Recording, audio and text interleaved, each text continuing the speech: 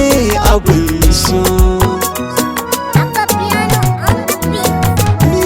Komai za ka yo ka fara sa rafi za ya fi, wanda ya yo sama'u ya yi kasai ya yi arifi.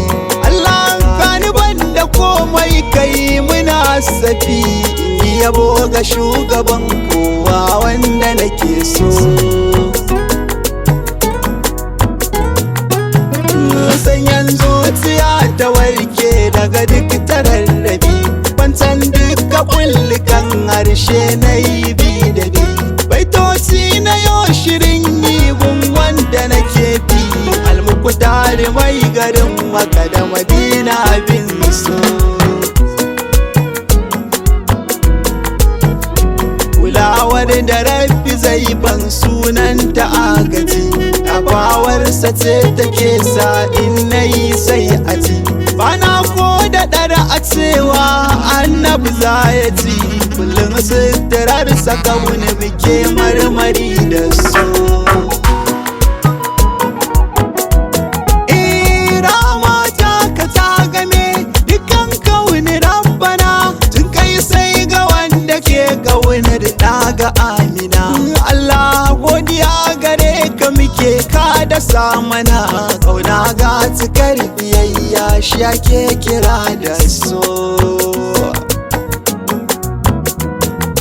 Annabi baya ci ya koshi duk dan mu samu rabbana, haƙuri da duk abin da ake masa habibuna.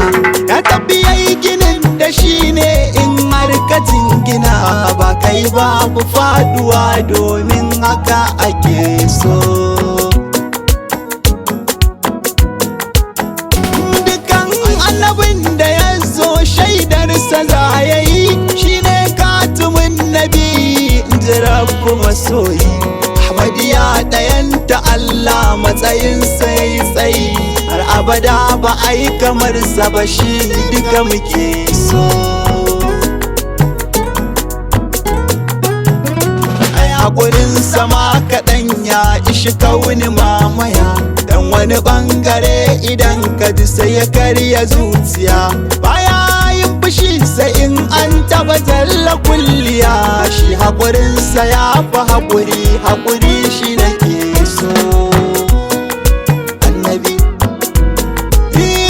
ni kullum bazan gaza bakurin tambayar gwani, ya yayan dukan hijabi sannan a ce da ni, duka abin ka zamo na gida ba razani. Daɗi zai cika ni dan na gama dacewa a so. Annabi dan makura a ɓangaren kyau bai zama gare ni ba, kaga kwa dole zuciya ta kasance da fargaba. Da zarar ilahi kayaye na bar zufa, na shiga arzikin fasiwa kan zuci take so.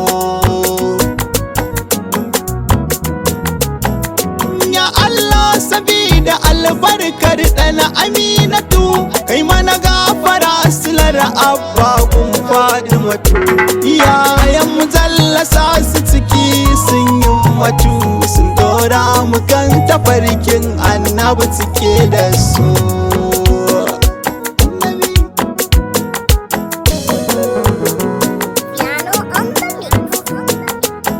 Burina na ganka ya annabi kai nake so. Burina na ganka ya annabi kai nake so. Burina mu ganka annabi kai ne abin so.